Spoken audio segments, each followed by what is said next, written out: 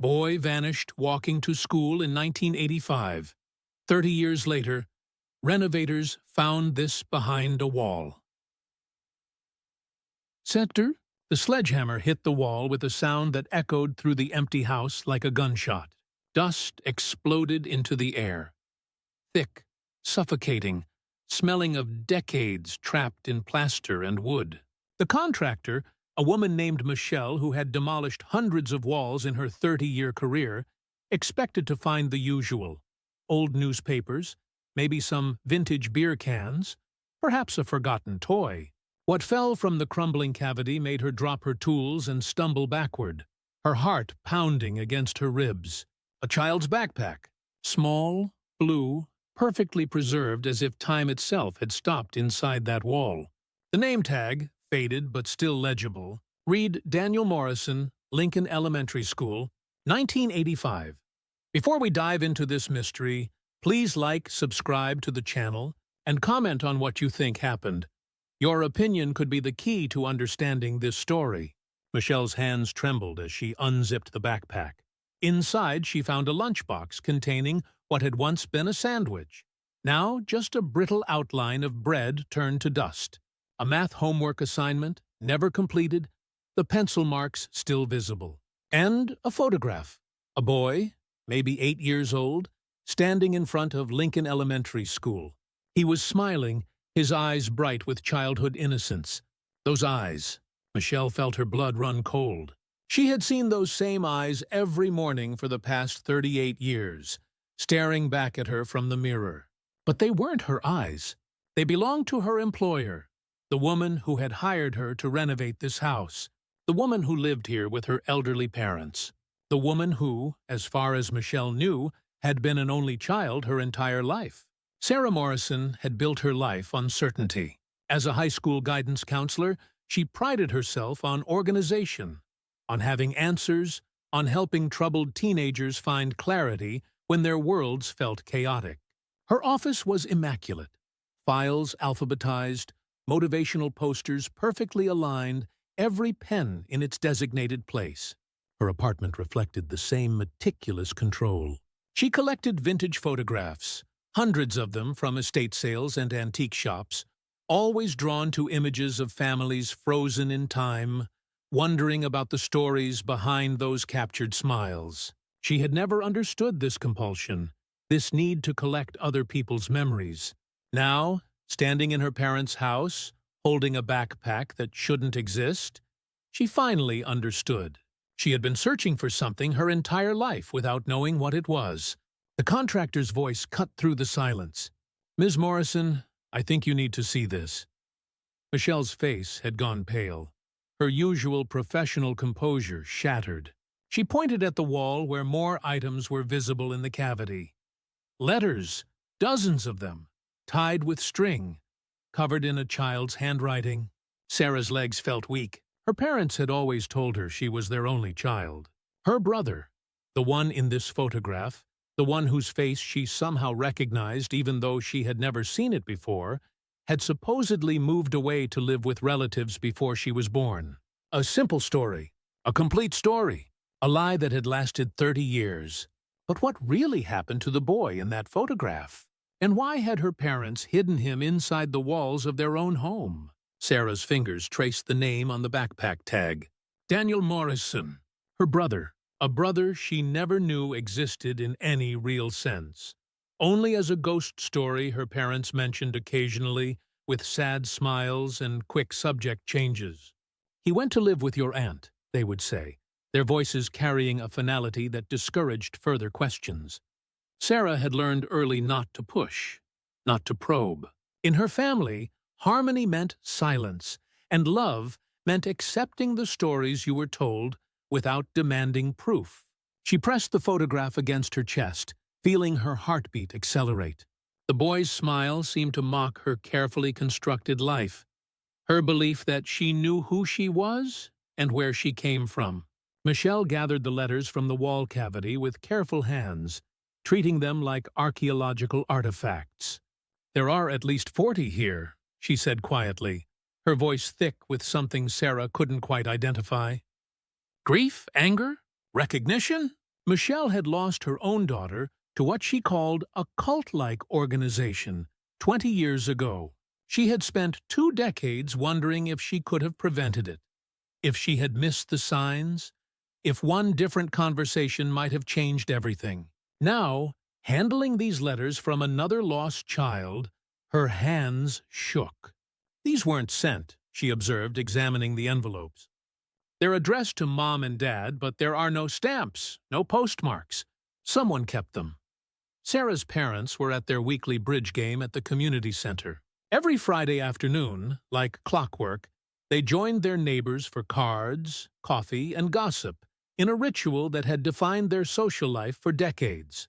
The thought of confronting them made Sarah's stomach twist with anxiety. Her mother, Eleanor, was a fragile woman who cried at Hallmark commercials and kept every family photo album in chronological order. Her father, Robert, was a man of few words who retreated into silence whenever emotions ran high. They had built their lives in this suburban community where everyone knew everyone's business, or thought they did, where reputation mattered, where family troubles stayed behind closed doors. Confronting them about this secret would violate every unspoken rule Sarah had been raised to honor. She opened one of the letters, her hands trembling. The handwriting was childish, the spelling imperfect. Dear Mom and Dad, today we planted tomatoes in the garden. The teacher says growing food is like growing wisdom. I miss you. When can I come home? The date at the top read June 1985. Sarah calculated quickly. Daniel would have been 8 years old. She would not be born for another 2 years. Another letter, dated September 1985. Dear Mom and Dad, I learned about meditation today. We sit very still and breathe. The teacher says it helps us become our true selves. There's a boy here named Marcus who cries at night. I told him you're coming to get me soon. You are coming, right? Sarah felt something crack inside her chest. These weren't the letters of a child happily settled with relatives. These were the letters of a boy waiting to be rescued. She looked at Michelle, who had gone very still, her eyes fixed on the letters with an intensity that suggested she was seeing more than just old paper and faded ink. What kind of place discourages children from sending letters to their parents? Michelle asked, her voice barely above a whisper. The question hung in the air between them like smoke, like the dust that still floated through the demolished room, like every secret that had been buried in these walls. Sarah didn't have an answer, but she knew, with a certainty that terrified her, that her entire understanding of her family was about to shatter like plaster under a sledgehammer. The community center smelled of burnt coffee and lavender air freshener when Sarah arrived. Through the multipurpose room window, she could see her parents at their usual table. Her mother laughing at something Mrs. Henderson had said. Her father studying his cards with the serious concentration he applied to everything. They looked so normal, so innocent, so impossibly far removed from the secrets hidden in their walls. Sarah's hands clutched the backpack so tightly her knuckles had turned white. Michelle had offered to come with her, but this was something Sarah needed to do alone, or so she had thought. Now, watching her parents through the glass, she felt her resolve wavering like a candle flame in wind. She pushed through the door. The conversation at nearby tables stuttered and stopped as people noticed her expression, the backpack, the way she moved across the room with the focused intensity of someone on a mission. Her mother looked up, and the smile froze on her face. The color drained from Eleanor's cheeks so quickly that Mrs. Henderson reached out to steady her. Robert's cards slipped from his hands, scattering across the table like fallen leaves. In that moment, before a single word was spoken, Sarah knew. They recognized the backpack. They had been waiting for this day. Perhaps for 30 years, they had been waiting. Sarah, her mother whispered, her voice breaking on the single word. How did you? But she couldn't finish the question. Tears were already streaming down her face. Not the gentle tears she shed at commercials, but deep, wrenching sobs that shook her entire body. Robert stood abruptly, his chair scraping against the floor with a sound that made everyone in the room wince. Not here, he said, his voice hard. We're not doing this here. But Eleanor was already reaching for the backpack, her hands trembling as if she were reaching for something sacred and forbidden at the same time. "Tell me about Daniel," Sarah said, her voice carrying across the suddenly silent room. She felt everyone watching, felt the weight of community judgment pressing down on them all, felt herself violating every social code she had been raised to respect. But she didn't care anymore. "Tell me about my brother who supposedly went to live with Aunt Margaret. Tell me why his backpack was sealed inside your wall. Tell me why there are 40 letters he wrote that were never sent." Her mother's sobs grew louder. Her father's face had turned to stone. Around them, bridge players pretended not to listen while hanging on every word. Robert gripped Eleanor's arm. "We're leaving. Sarah, come home with us. Now." It wasn't a request. For the first time in her life, Sarah heard fear in her father's voice. Not anger, not disappointment, pure, unfiltered fear. What had they done that terrified them so much? What truth had they buried so deep that even now, caught red-handed, they couldn't speak it in public? Sarah followed them to their car, the backpack still clutched in her hands, feeling like she was walking through a dream or a nightmare. Behind her, she heard the explosion of whispered conversations, the community's gossip machine revving to life.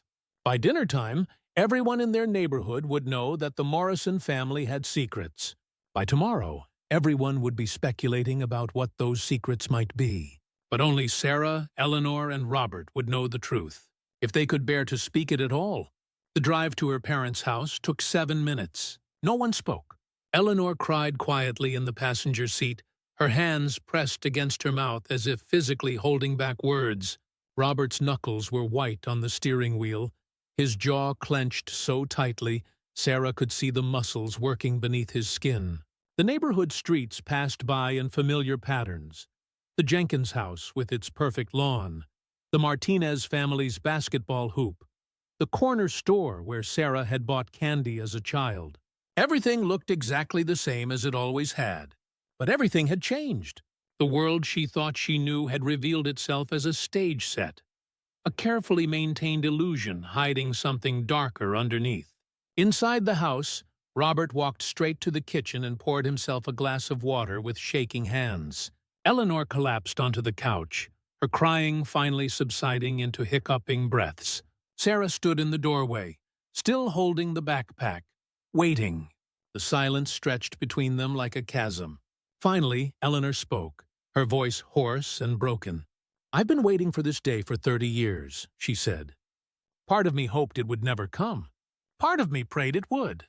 I'm so tired of carrying this, Sarah. So tired." Robert slammed his glass down on the counter. "Eleanor, we agreed." But his wife cut him off with a look so fierce it silenced him immediately. "We agreed to nothing, Robert. You decided. You always decided.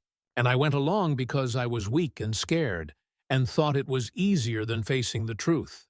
But I'm done. Our daughter deserves to know about her brother." The word brother hung in the air like a confession. Sarah felt her legs give way, and she sank into the armchair across from her mother, the backpack in her lap. "Daniel was our first child," Eleanor began, her eyes focused on something far away, something only she could see. "He was born in 1977, a beautiful baby, but difficult. What they would call ADHD now, they called behavioral problems then. He couldn't sit still in school. He got into fights. Teachers called us constantly. By the time he was 8, the school was threatening to expel him, to put him in a special program for troubled children. We were young, Sarah, 26 and 27. We didn't know what to do." Her voice cracked. "Your Uncle David said he knew a place." Sarah's mind raced. Uncle David. Her father's younger brother, the one who had died in a car accident in 1995, the one her father never spoke about, without his face tightening with some unidentified emotion. "David was into all that 1980s counterculture stuff," Eleanor continued. "Alternative lifestyles, communes, progressive education. He told us about a place called Harmony Heights, 3 hours north. A community where children like Daniel could thrive, where they used different teaching methods, where he wouldn't be labeled as a problem. He showed us brochures. It looked like paradise. Gardens, happy children, teachers who understood different learning styles. Eleanor's hands twisted in her lap. We told ourselves it was temporary, just for the summer, just until Daniel could learn some self-control and come back to regular school. Robert's voice came from the kitchen, flat and emotionless. He didn't want to go. He cried. He begged us not to send him away. The admission seemed to cost him something vital, but David convinced us it was best, that Daniel needed this, that he'd thank us when he was older. Sarah felt nauseous. She looked down at the photograph in her hand, at her brother's smiling face. "When was this taken?" she asked quietly. "Before," Eleanor whispered. "Before we sent him away. He had no idea what was coming. We told him it was summer camp." Sarah spent the night in her childhood bedroom, surrounded by participation ribbons from track meets and debate competitions, evidence of her successful navigation of every system Daniel had failed. She couldn't sleep. Every time she closed her eyes, she saw that photograph, that trusting smile, that boy who had no idea his parents were about to send him away. The letters were spread across her bed, organized by date. She read them chronologically, watching Daniel's handwriting evolve from excited to confused to resigned to something that looked like acceptance, but felt like defeat. "Dear Mom and Dad, the teacher says attachment to the past prevents us from growing. Maybe that's true. Maybe I need to stop waiting for you." That letter was dated December 1986. He would have been 9 years old. The next morning, Sarah took a leave of absence from work. She told Principal Martinez it was a family health crisis, which wasn't entirely a lie. Her entire family was sick with secrets and lies. Martinez, a stern woman in her 60s who had fought her way up through a system that tried to keep her down, looked at Sarah with unexpected kindness. "I didn't speak to my sister for 20 years because of pride," she said quietly. "She died of cancer before I could apologize. Don't waste time, Ms. Morrison. Whatever you need to fix it now while you still can." The words haunted Sarah as she began her research. Harmony Heights. She found the name in several of the letters. Google searches turned up sparse results. A few mentions in newspaper archives from the 1980s, academic papers about alternative education movements, and one blog post from a former resident describing it as a place where damaged kids were, supposed to heal but sometimes just learn to hide better. Sarah called the number listed for the county clerk's office in the rural area where Harmony Heights had existed. A bored-sounding clerk told her the commune had disbanded in 1987 after financial troubles, that the property had been sold to a developer, that no records of residents had been maintained because it wasn't a licensed school or care facility. 3 hours north, Michelle had said when Sarah called her. That's specific enough to narrow down. These places always left traces, property records, news articles about hippies upsetting the locals. Something. Michelle had connections from her years in construction, people who had worked on rural properties, who remembered the strange communities that had dotted the landscape in the 1980s. She made calls, while Sarah dove into newspaper archives at the public library, scrolling through microfiche until her eyes burned. There, a small article from June 1985. Local. Residents protest alternative schools tax-exempt status. The article mentioned Harmony Heights by name, described it as a progressive educational community, run by someone identified only as Linda Fisher, known to residents as the teacher. Sarah's heart pounded as she continued reading. The article quoted a local farmer complaining about strange people doing strange things on that property, but also included a quote from a parent defending the program. "My daughter was failing in traditional school. Here, she's thriving. She's learning responsibility, connection to nature, discipline. It saved her life." The article ended with a mention that the community had 43 residents, including 17 children. 17 children. Sarah wondered how many of their parents knew where they were now. How many other families had buried backpacks in their walls and tried to forget. Michelle called that evening with news. I found someone who remembers the place. A woman named Janet, who ran the local library back then. She says some of the kids from Harmony Heights used to come in, always supervised by adults, always quiet and well-behaved, in a way that seemed rehearsed.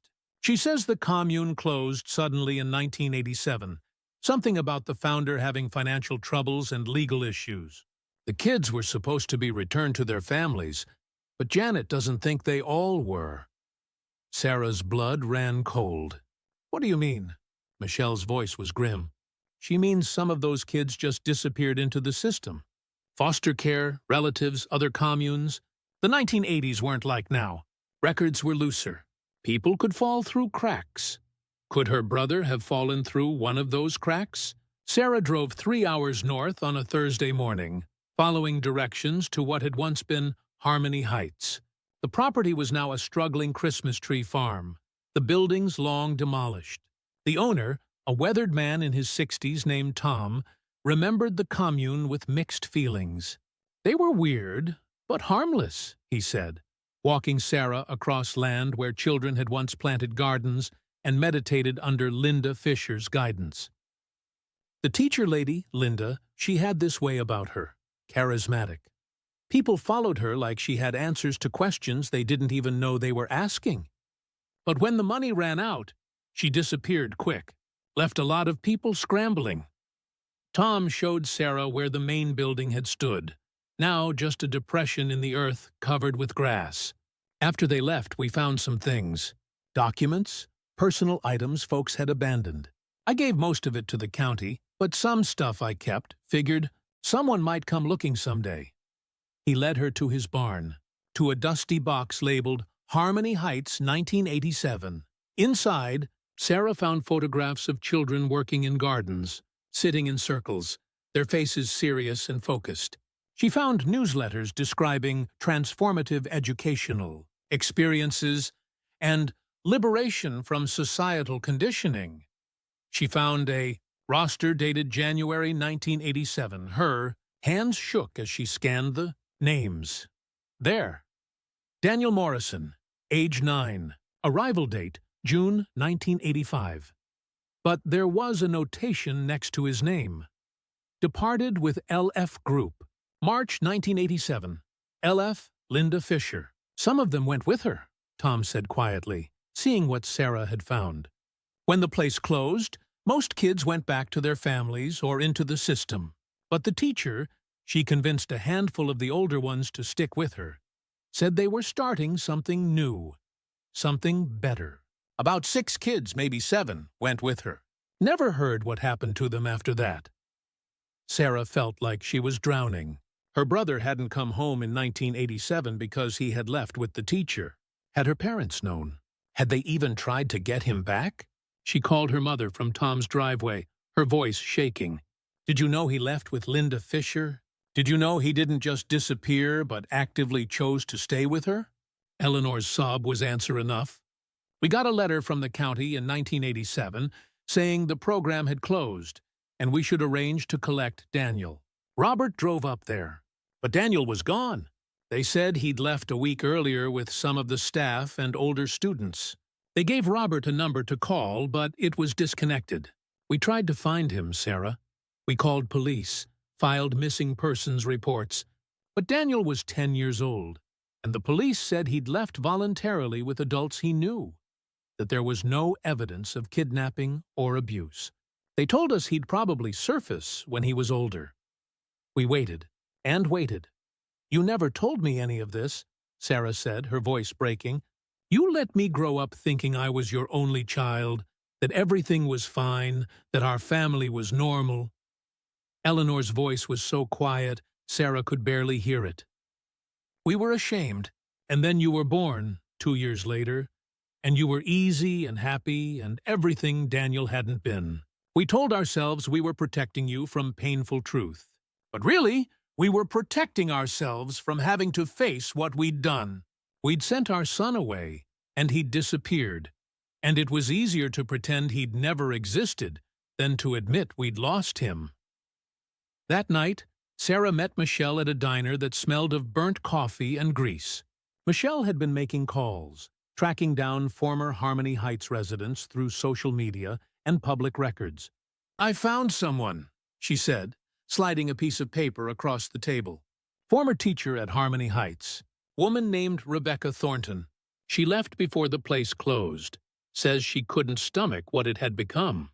She's a librarian now, lives about an hour from here. She agreed to talk to you." Sarah looked at the address, feeling hope and dread twist together in her chest. "Did she know Daniel?" Michelle nodded slowly. "She says she remembers him, and she says she knows what happened to the kids who left with Linda Fisher." Rebecca Thornton lived in a small house lined with bookshelves, every wall covered with stories of other people's lives. She was in her 60s, with gray hair and gentle eyes that held a weight Sarah recognized.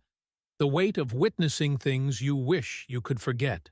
She made tea with shaking hands and sat across from Sarah in a living room that smelled of old books and regret. "I taught at Harmony Heights for 2 years," she began without preamble, 1984 to 1986. "I left because I realized we weren't helping those kids. We were isolating them from everything they knew and telling them it was liberation." Sarah's hands wrapped around the warm mug, grounding herself in its heat. "What do you remember about my brother? About Daniel?" Rebecca's expression softened. Daniel was bright, creative. He struggled with sitting still, with following rigid rules, but he had this way of seeing things differently that was beautiful. Linda saw it too, but she saw it as something to be shaped, molded. She had this theory that children who didn't fit conventional society were actually evolved beings who needed protection from normality. It sounded progressive. It was actually isolating them from any chance at a normal life. "The letters," Sarah said quietly. "Why were they never sent?" Rebecca closed her eyes. "That was Linda's policy. She encouraged the children to write letters as emotional processing. But she convinced parents it was better to limit contact during the transformation period.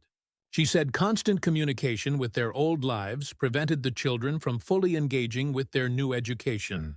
Most parents went along with it. Some, like yours, probably never knew the letters existed at all." Sarah felt anger bloom hot in her chest. She was keeping them prisoner. Rebecca nodded slowly. "Emotional prisoner, yes. Though most of the kids didn't see it that way. They were told they were special, chosen, part of something important. Children want to believe they matter. Linda gave them that belief, even if it came with isolation." "You said you know what happened to the kids who left with her. Where's my brother, Rebecca?" The older woman stood and retrieved a folder from a desk drawer. Inside were newspaper clippings, printouts from social media, handwritten notes. "I've kept track of some of them over the years. Guilt, I suppose. Wanting to know they turned out okay despite what we did to them." She handed Sarah a photograph printed from a website. A man in his 40s standing in front of a farm stand, his hands full of fresh vegetables, smiling at the camera. Sarah's breath caught. Those eyes, the same eyes from the 1985 photograph. Older now, but unmistakable. "His name is Daniel Greenwood now," Rebecca said softly. "He took Linda Fisher's maiden name when he turned 18. He runs an organic farm cooperative about 2 states from here.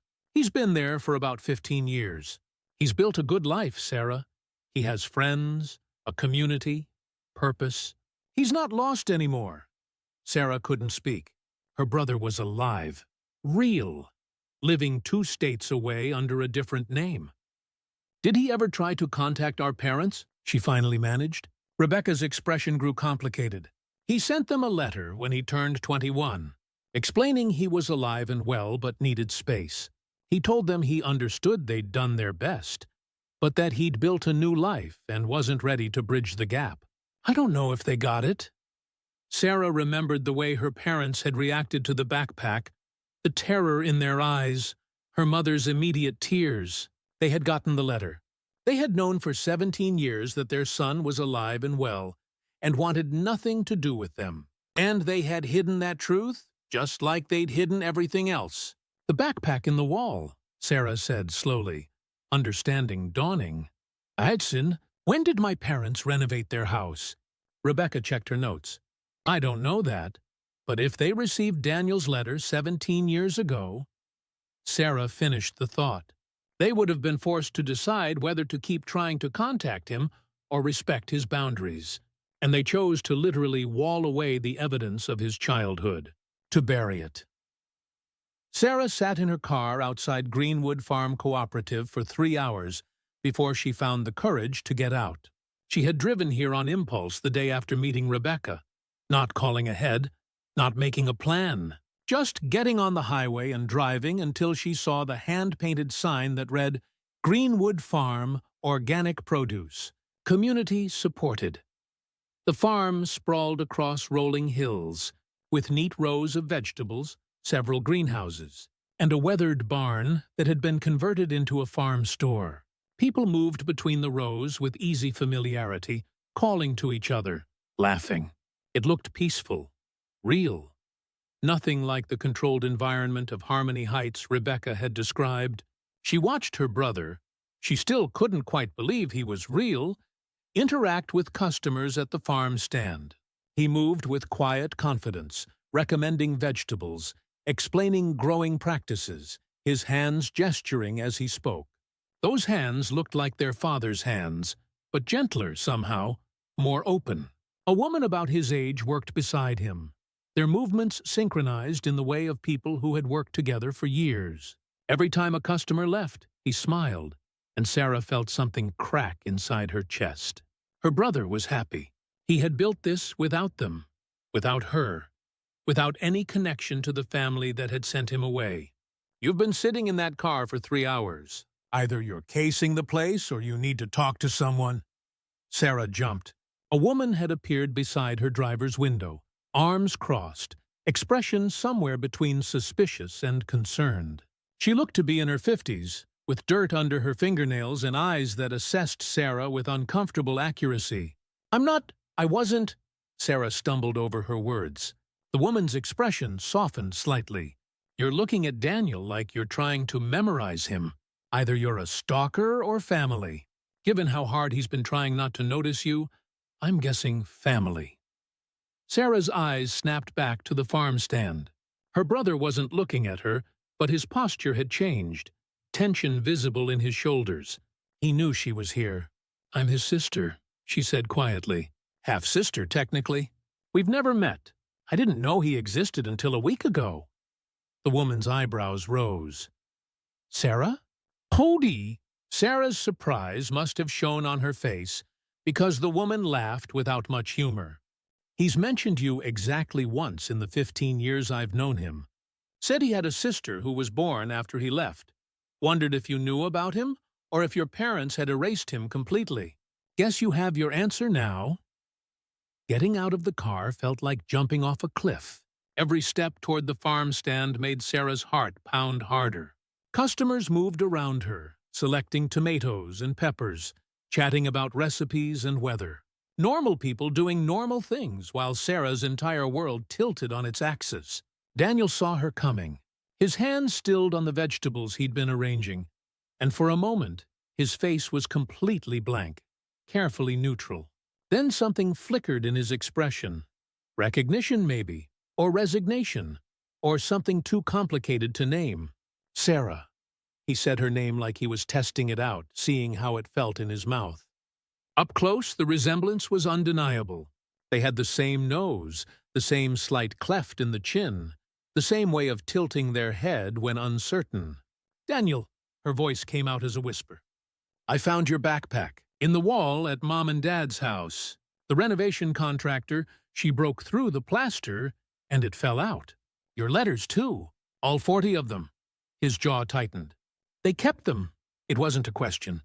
"In the wall, like evidence they wanted to preserve but couldn't bear to look at." People were starting to stare, Daniel noticed, and his carefully neutral expression cracked slightly, showing frustration underneath. "Not here," he said quietly. "Can you come back tomorrow morning? 7 a.m. before we open. We can talk then." It was a dismissal, but it was also an invitation. Sarah nodded, not trusting her voice. As she walked back to her car, she heard the woman who had approached her say something to Daniel in a low voice. His response was too quiet to hear, but his tone carried exhaustion and something that might have been grief. Sarah had spent 38 years not knowing her brother existed. He had spent 30 years knowing he had a sister he'd never met. Which was worse? The farm at dawn was a different place. Mist rose from the fields, catching the early light and turning everything golden and unreal. Sarah arrived at 6:45, too anxious to risk being late. Daniel was already there, sitting on the porch of the farm store with 2 cups of coffee steaming in the cool morning air. He handed her one without a word, and they sat in silence for a long moment, watching the sun burn through the mist. "I used to imagine this," he finally said. "Meeting you. I'd create these whole scenarios in my head about what I'd say, how I'd explain everything. But now that you're here, I don't know where to start." Sarah wrapped her hands around the warm cup. "Rebecca Thornton told me where to find you. She kept track of some of the Harmony Heights kids. She said you sent our parents a letter when you turned 21. Daniel's expression hardened.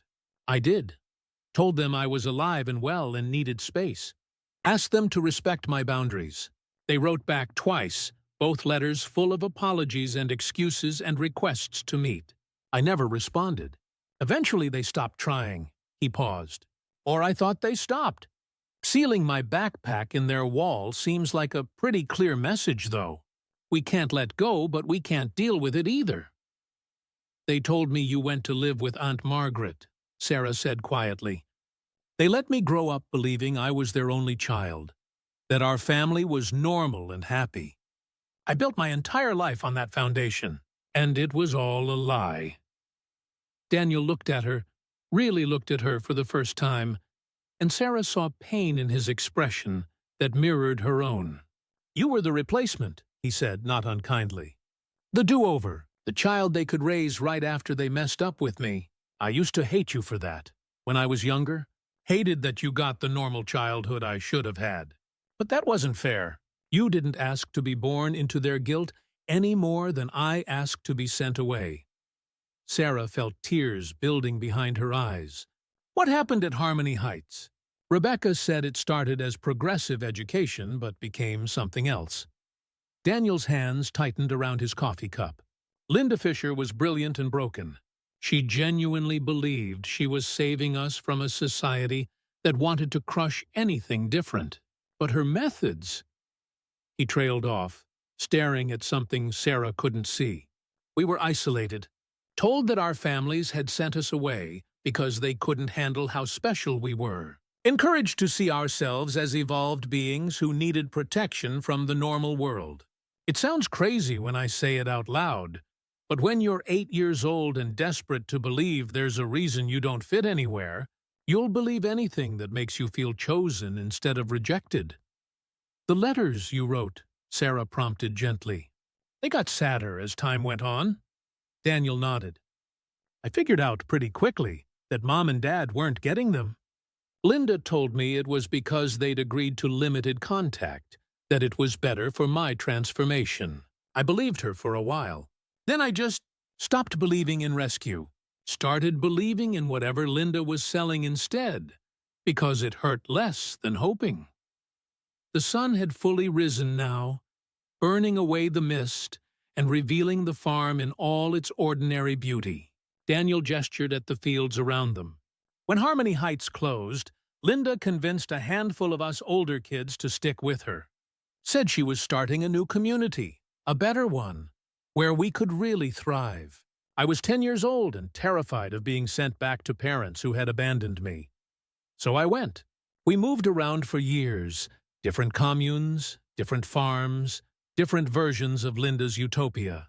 By the time I was 18, I'd figured out she was just as damaged as the rest of us, using her ideals to avoid dealing with her own failures. I left, took her maiden name to honor what she'd tried to be, not what she became." Started this place with some others who'd left the same life. Built something real instead of whatever fantasy we'd been chasing. Over the following weeks, Sarah visited the farm regularly. Each conversation revealed new pieces of a story she was still struggling to understand. Daniel told her about midnight meditations where children were kept awake for hours to achieve mental clarity, about competitions where kids were pitted against each other to prove their commitment to the teacher's philosophy, about the gradual realization that love at Harmony Heights was conditional on obedience. But he also told her about the gardens he'd learned to tend, the friendships formed in shared trauma, the way growing things had saved his life when everything else felt like chaos. "Did our parents ever try to get you back?" Sarah asked during one visit. They were harvesting tomatoes together, the fruit warm from the sun, the smell of the plants sharp and green. Daniel's hands paused on a ripe tomato. "After the place closed?" "Yeah, Dad drove up there in 1987, but I hid. Literally hid in the woods with the other kids who were leaving with Linda. I watched him through the trees, saw him arguing with the county people, saw him get back in his car and drive away. Part of me wanted to run to him, but a bigger part was terrified he'd send me somewhere worse. That going back meant going back to being the problem child who didn't fit." Sarah felt grief for all of them. Her brother hiding in the woods, her father driving home empty-handed, the years of silence that followed. "They got your letter when you turned 21. I'm sure of it now. The way they reacted when I found the backpack, they'd been expecting this moment for years." Daniel set down the tomatoes he'd been holding. "Did they explain why they never tried again after I asked for space? Why they just let me go?" "My mother said they were ashamed. Said it was easier to pretend you'd never existed than face what they'd done." The words hung between them like smoke. "I think," Sarah continued slowly, "they convinced themselves that you were better off without them. That they'd damaged you so badly that staying away was the kindest thing they could do. It's bullshit, of course, but it's the bullshit they told themselves to survive their guilt." Daniel wiped his hands on his jeans, leaving dirt streaks. "I need you to understand something, Sarah. I'm not looking for a fairy tale reunion. I'm not interested in playing happy family and pretending the past didn't happen. What they did, sending me away, abandoning me at that place, never fighting hard enough to get me back. It shaped everything I became. I've spent 20 years building a life that doesn't include them. Including them now would mean reshaping everything. And I'm not sure I want to do that work." The words stung, but Sarah understood them. "What about me?" she asked quietly. "I know I'm part of their sin, the replacement child, the evidence of their failure with you. But I didn't choose that role any more than you chose to be sent away. Is there room in your life for a sister you never asked for?" Daniel looked at her for a long moment, his expression unreadable. Then something softened. "You found me. You drove here. You keep showing up even though I'm not exactly welcoming. That counts for something." But Sarah knew that wasn't enough. She needed him to understand the full scope of what their parents had done. Not just to him, but to all of them. "They buried your childhood in a wall, Daniel. Literally sealed it away. But they also robbed me of a brother. They robbed you of watching your sister grow up. They robbed all of us of 30 years of connection because they were too ashamed to face their mistakes. I'm angry at them too, not just for you, for me." Sarah's principal, Martinez, called her into the office after she'd been back at work for 2 weeks. "You're different," Martinez observed, her sharp eyes missing nothing. "Good different, I think.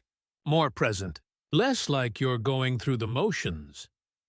Sarah considered lying, defaulting to her usual deflections, but something had shifted in her during those weeks of visiting her brother.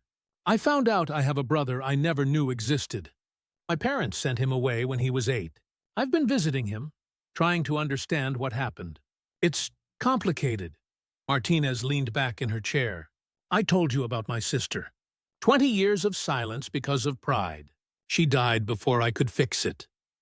Her voice was firm but not unkind. Don't let complicated become impossible. Whatever bridge you need to build it while you still can. The words echoed Daniel's hesitation, his careful distance. How did you build a bridge when both sides were damaged, and neither was sure the structure would hold weight? At her next therapy session, she'd started seeing someone after the backpack discovery, finally addressing anxiety she'd carried for decades. Sarah talked about her role as the replacement child. I made myself perfect, she told Dr. Chen, a woman whose calm presence made confession feel safe. I got good grades, never caused trouble, filled every silence with cheerful conversation. I thought if I could just be easy enough, unproblematic enough, I could make up for whatever Daniel had been. But I was trying to be a solution to a problem I didn't even know existed. Dr. Chen made a note. And now that you know, now that you understand the full context, Sarah thought about her brother's farm, the way he'd built something beautiful from trauma, how he'd taken Linda Fisher's name and redeemed it by creating the kind of community she'd promised but never delivered. Now I wonder if Daniel and I could both benefit from therapy together, with our parents, to actually address what happened instead of everyone just carrying their pieces of the story separately. When she suggested it to Daniel during her next visit, he laughed without humor. Family therapy? With people I haven't spoken to in over 30 years? That's asking a lot, Sarah. But he didn't say no.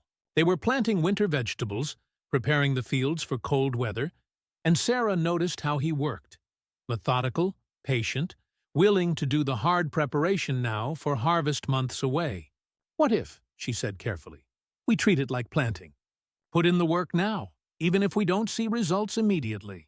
Maybe nothing grows, but maybe something does. Daniel was quiet for a long time, his hands moving automatically through familiar tasks. I'd have conditions, he finally said.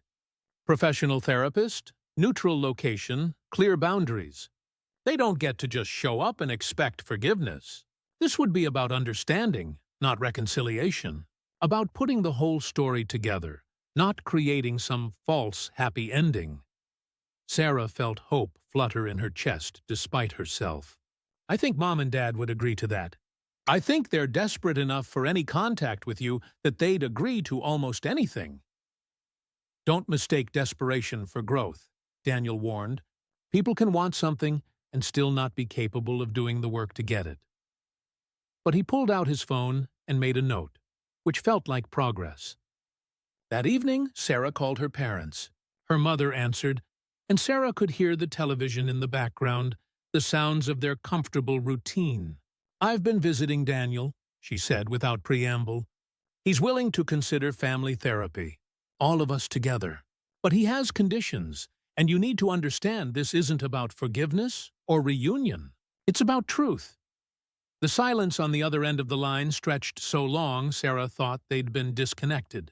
Then her mother's voice, small and shaking. He's willing to see us? Not he's alive, or you found him. She'd known those things already. Just the heartbreaking hope of a mother who'd lived with absence for 3 decades. On his terms, Mom, with professional help. To talk about what happened, not to pretend it didn't. Another pause.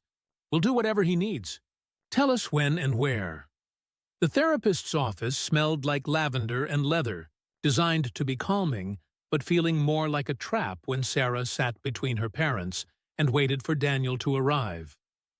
Dr. Morgan specialized in family trauma and had spent 2 sessions with Sarah alone, 2 with Daniel alone, and 1 each with Sarah's parents, before agreeing to facilitate this joint session.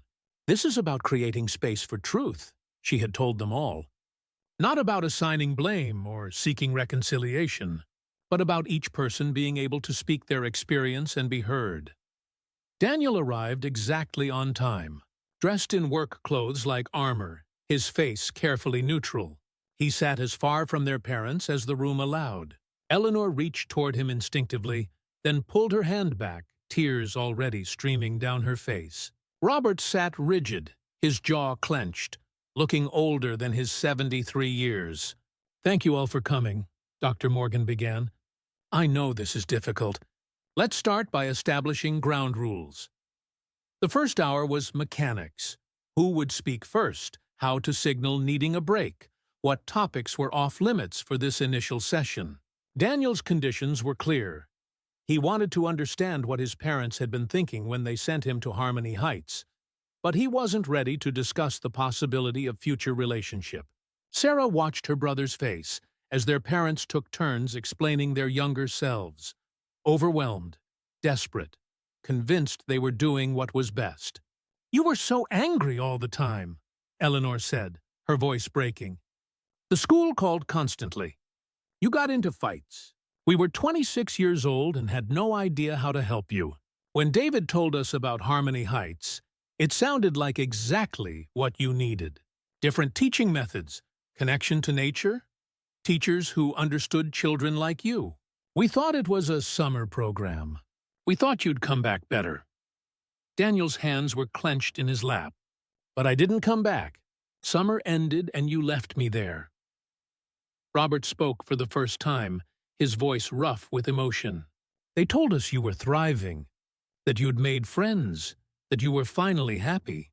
They said taking you out would undo all the progress. We were stupid.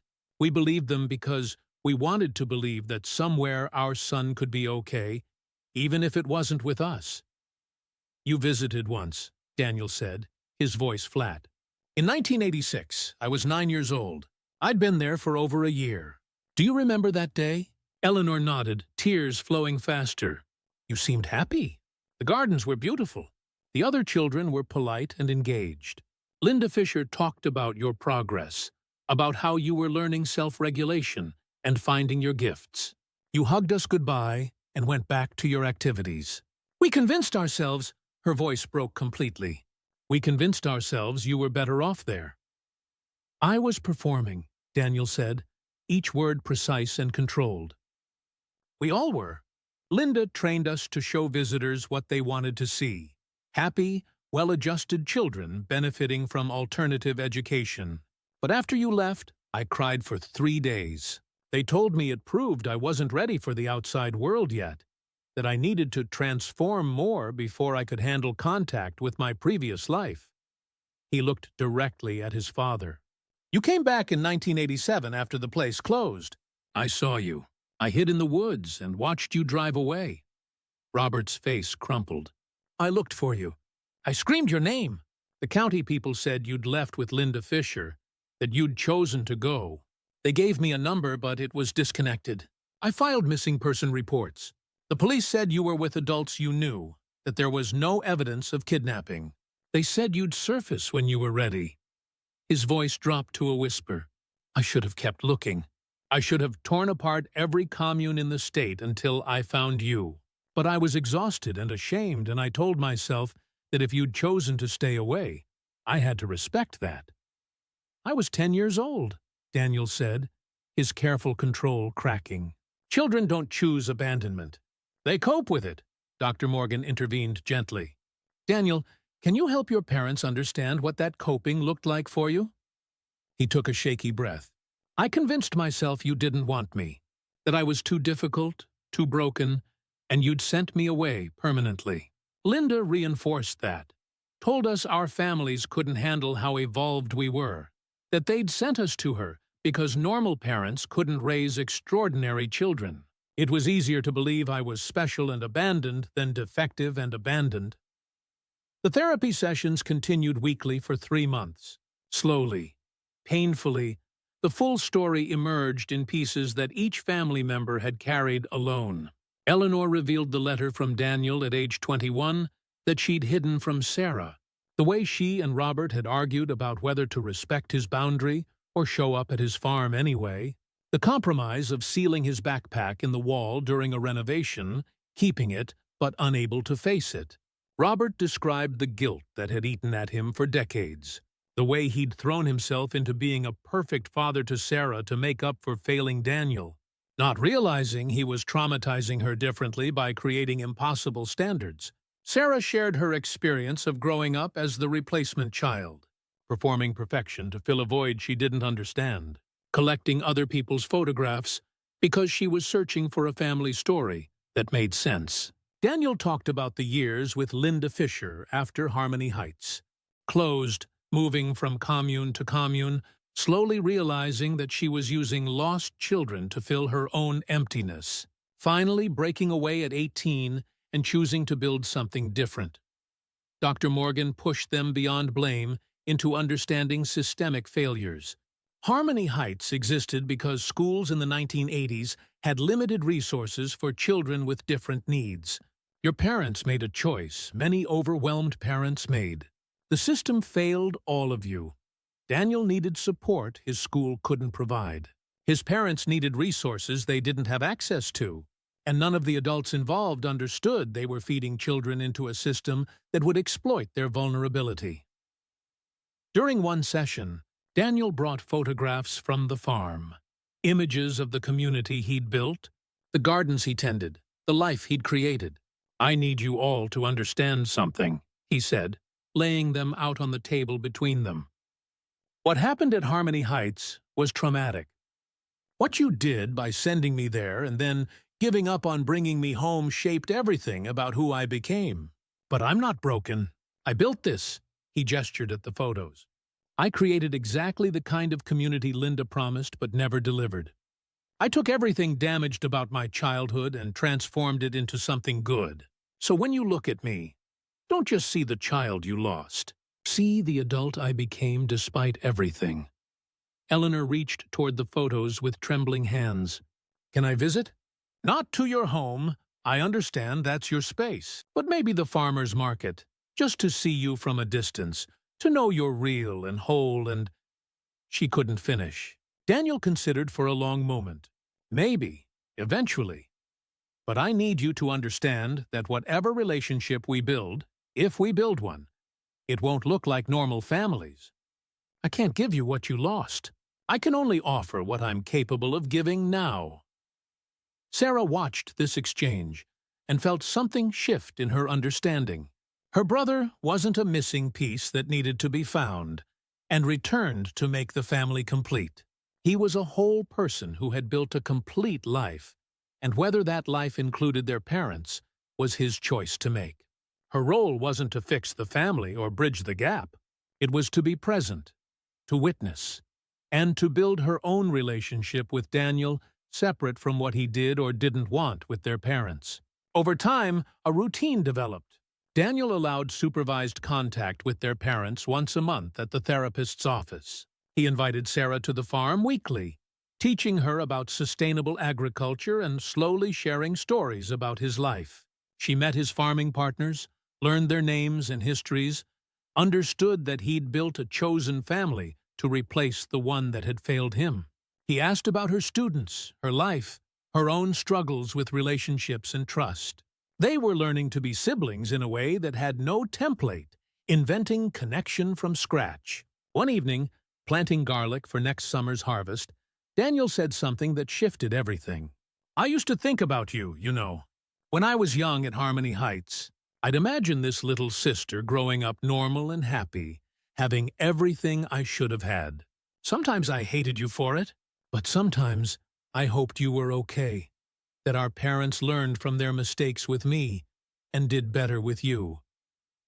Sarah's hands stilled in the soil. "They did better in some ways, worse in others. They gave me stability, but also taught me to never ask difficult questions, to pretend everything was fine when it wasn't." "We're both damaged," Daniel observed. "Just differently." Sarah laughed, surprising herself. "Yeah, you were abandoned, and I was smothered with the weight of being the perfect compensation. Neither is great." They worked in companionable silence for a while. Then Sarah asked the question she'd been holding. "Do you think you'll ever forgive them?" Daniel didn't answer immediately. "I don't know if forgiveness is the right word. Understanding, maybe. They were kids themselves when they had me, overwhelmed and desperate and making impossible choices. I can hold that truth and also hold the truth that what they did hurt me permanently. Both can be true." 18 months after the wall came down and spilled its secrets, Sarah stood in a field on summer solstice, watching her brother teach a workshop on trauma-informed agriculture. The farm had become a gathering place not just for vegetable enthusiasts, but for people working through their own difficult pasts, finding healing in dirt and growth, and the patient work of cultivation.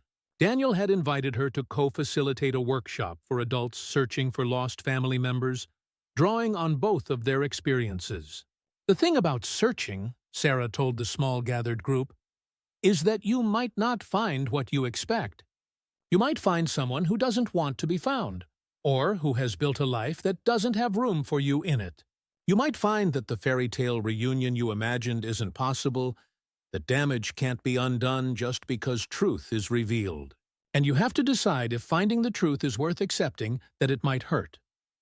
Daniel added his perspective. And if you're the one who's been found, you have to decide how much of yourself you're willing to share with people who lost you, whether through choice or circumstance, or the complicated mix of both. You don't owe anyone forgiveness, but you might want understanding, and those are different things. The workshop participants asked questions Sarah and Daniel answered with hard-won honesty. Yes, it's been difficult. No, they still don't have a normal sibling relationship. Yes, their parents are part of their lives now, but in limited, boundaried ways. No, that's not a failure, it's just realistic. In the garden their mother tended, a small plot Daniel had designated for her, her penance and her hope.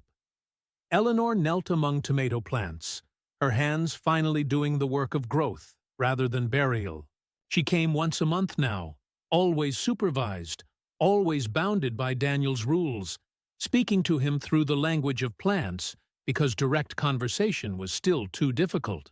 She had learned the names of vegetables, the rhythms of seasons, the patience required to watch something transform from seed to harvest.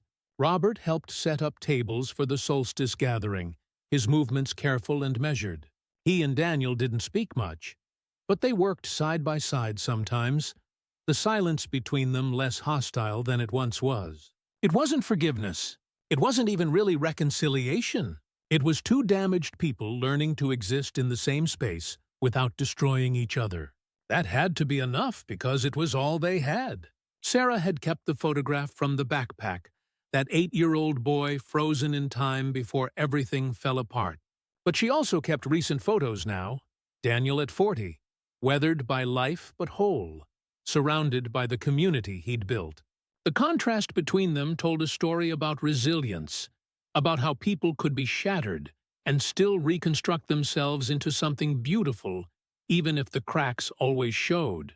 She had started dating one of Daniel's farming partners, a quiet person named Morgan who taught her that trust was built slowly, through consistent small acts rather than grand gestures, who showed her that not everyone left, but that believing that required facing her fear rather than hiding from it, who understood that her family was complicated and didn't ask her to simplify the story to make it more comfortable.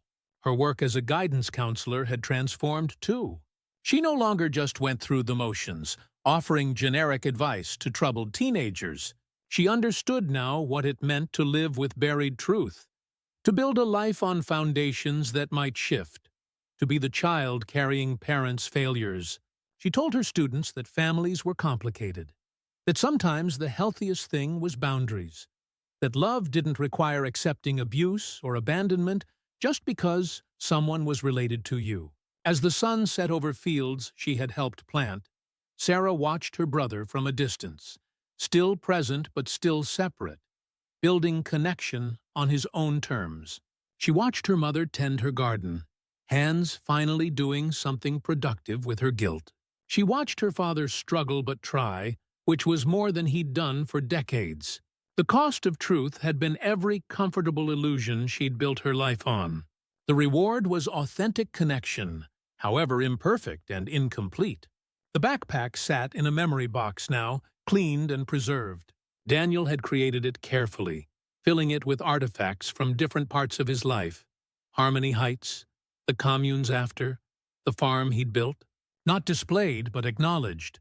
Physical proof that even things hidden in walls eventually surface, that secrets kept in darkness eventually demanded light. The unsent letters were there too, testimony to a child who kept hoping for rescue until he learned to rescue himself. As darkness fell and people gathered around a bonfire, Daniel found Sarah in the crowd. "Thank you," he said quietly, "for breaking down the wall, for being stubborn enough to keep showing up even when I was difficult, for building this with me." He gestured at the gathering, at the community that had come together, at the complicated family they were slowly creating from broken pieces. Sarah smiled, feeling something settle in her chest that had been restless her entire life.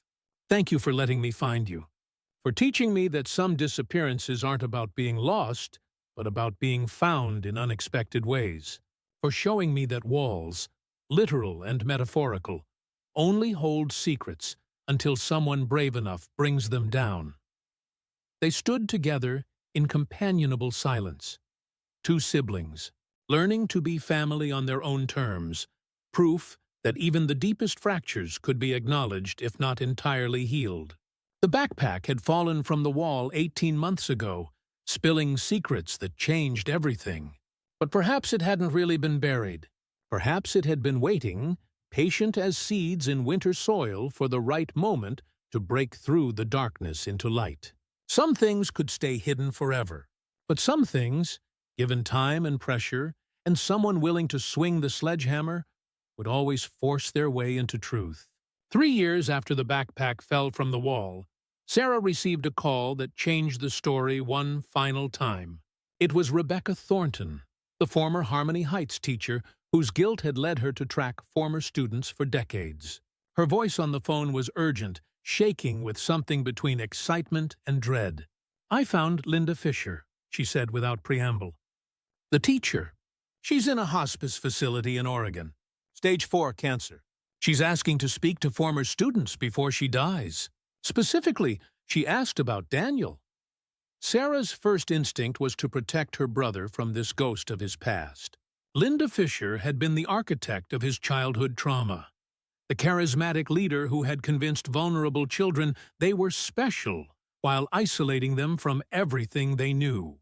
Why would Daniel want to face her now, decades later, as she lay dying? But when Sarah drove to the farm that afternoon and told him, his reaction surprised her. He went very still, his hands pausing on the seedlings he'd been transplanting. "How long does she have?" he asked quietly. "Weeks, maybe a month," Sarah replied. "Rebecca says she's been trying to make amends, reaching out to people from her past, trying to explain or apologize or something." "You don't have to go, Daniel. You don't owe her anything."